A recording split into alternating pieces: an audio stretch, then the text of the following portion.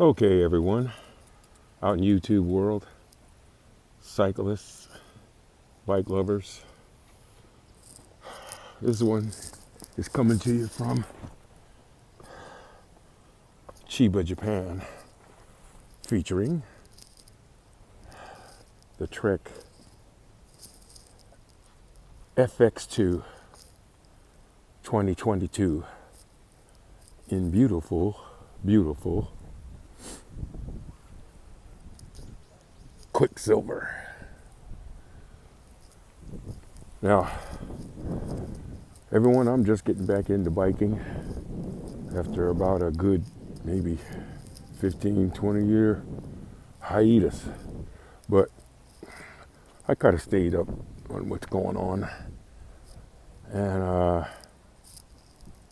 decided to get back into it actually a while back. But I'm in Japan, so there's not much offered in my size, and you can see as we zoom on here, upside down, huh? I'll look at it again here, but we've got that XL finally. But yeah, this is FX2, and I gotta let everyone know it is a good bike, well worth the money. Sorry for my snuffles, but it's quite chilly right here in Japan right now, and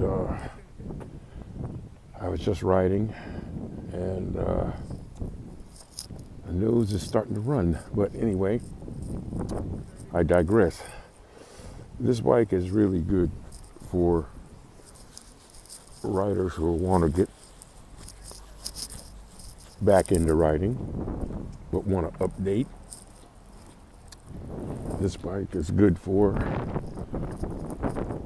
riders that are experienced but need something to cruise around so they don't have to take out their over $3,000, $4,000 road bikes out and just whip around town, but still want to whip around in style and good quality. And there you have it. That would be the FX2. Now, good old Trek puts this out, and of course they have other models that can suit your wallet or suit your fancy. But FX2 is really good. Before this is the FX1, and it's a little cheaper, but there goes your specs, and some of the specs and some of your performance parts will be lacking as you go back down in number. As you go up in number, it kind of increases on the quality, but all of them use the same frame. They just have better parts. So you look at it that way when you go to purchase. I did all my research on what I wanted exactly, and this was it. Of course, it'd be great to have a nice one, but for what I'm using, this thing knocks it out of the park. It is right on the money. With the now for 2022, we're not there yet. It's only December 31st right now here in Japan. That's right, New Year's Eve day. But this 2022 now has the drivetrain, which is now 2x9, which and the beautiful derailleurs, as you can see. Yep, and they're better quality now than the 21, but 21 works if you're still interested in 24 speed, but this has now been upgraded to an 18, making the front sprocket, I believe, 32 to 46. Yep, and the cassette for the back has the 9, so it is really good. And moving, since we're right on here, here's your brakes, disc brake setup. Very good disc brakes. They work. The Tektros are fine. Moving up to where the handlebars are. It's interesting. Everybody calls this a cockpit. There's no dials or nothing. You have to excuse me. I'm a pilot, so it's different to me, but it works. I get it. But handlebars, you can see, nice aluminum handlebar. Trek doesn't scrimp on too much. They got a reputation of hold, and I'm sure everybody's seen these videos before, so I don't have to go into all these details about what kind of brakes are going on and the grips and all of that. On mine, it's basically stock because I got full trust in Trek that everything is working great, and I haven't been let down yet. This fork also is very good. It's the aluminum one, not the steel one that comes in the FX1, and the ones above this, FX3 and 4, I believe, are carbon fiber. But here, we've got exactly what we need. At 160 brake disc with the Tetros work just fine. And I think, to be in general, this bike is worth the money. When you think about it, down the road, what you're going to need, and while you're on the road and out on the road and out for miles, you got to have that dependability and quality. And speaking on that, I've covered the seat here with this bad boy here, see, and it's working. It's kind of a little bit better than it was. And of course, you can see I got my security locks and lights that flash. Let's give him a little performance so we can see what's going on with the light. It's interesting. Yep, full flash and strobe, but they work great. And I believe these are just the battery ones. They're not the USB. And they work fine, as you can see. Now, get that on here. There you go. I try to keep my hands out of my videos. I don't know if you people are like me, but you can see that's good and bright. And it also gives you some flash. Yeah. Like I said, I try to keep my hands out of my videos and show you something else. Anyway, this bike works pretty good, and I believe in it. This is the Trek, right? As you can see right there, Trek, and this color scheme is also something I was very much interested in. And as you can see, it really pops in the light, and it's nothing but a silver, but it's Trek's Quicksilver, and with their technology and their paint, you can't go wrong on any color you choose. But see if you can pick this up. It's kind of cloudy today, but it is really pretty.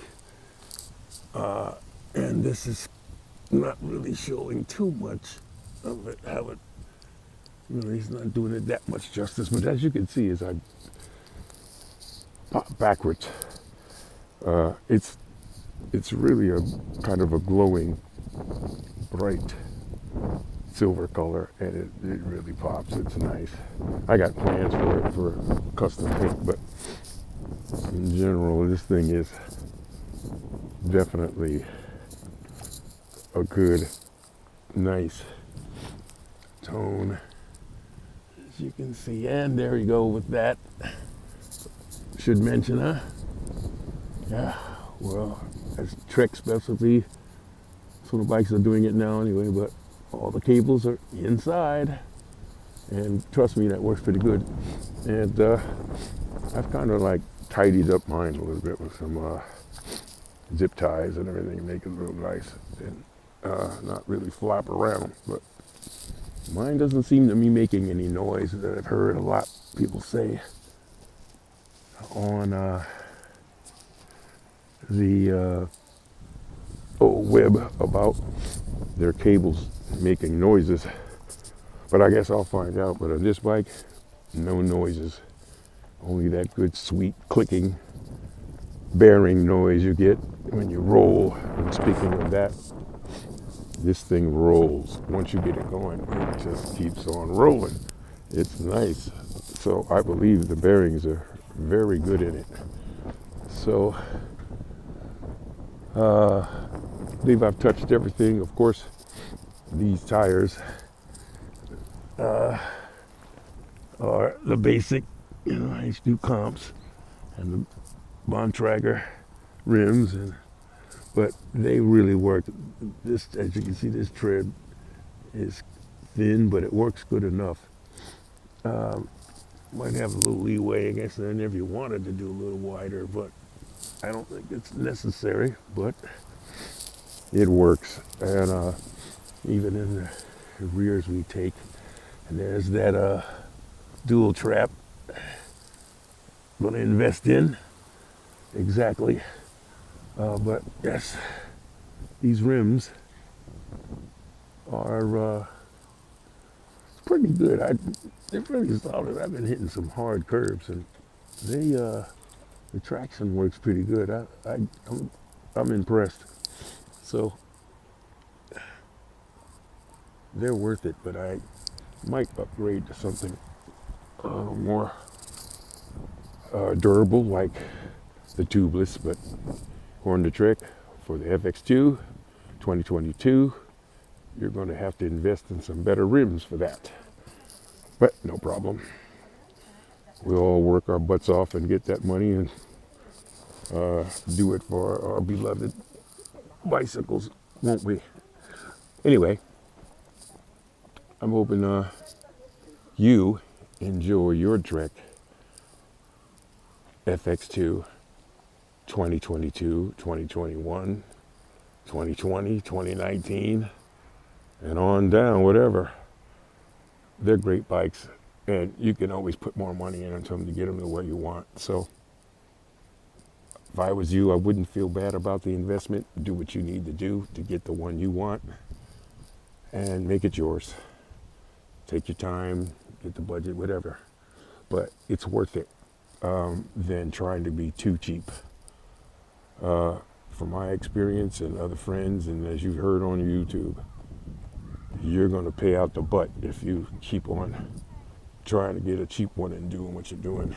They're cheap for a reason, and they have that purpose of being cheap. So, but if you want something you can count on, and you've got to, and you need it dependable, and you don't want to put too much money in it after that purchase, then go for a better quality bike. You can't go wrong with some of the top name companies. I prefer Trek, but there are some good ones. Specialized, Giant, just to name a few. But you can still bet your last dollar that you're going to get quality if you go that direction. And, make it a worthwhile purchase, because it's just better. You're going to put the same amount of money in a cheap bike, totally, to keep it on the road and keep it, underneath you and ready to rock. So my advice is to just go ahead on and get a good one from the get-go. That's what I did, and I settled on the Trek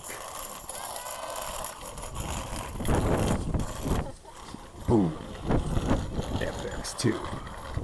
I'm out of here, you guys. If you want any more, there'll be some more vlogs coming from Japan. So stay tuned, okay? And we'll be seeing you.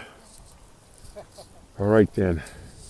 Like everyone else, man, hit that button and subscribe, and we'll wrap, okay? Y'all be safe. I'm out.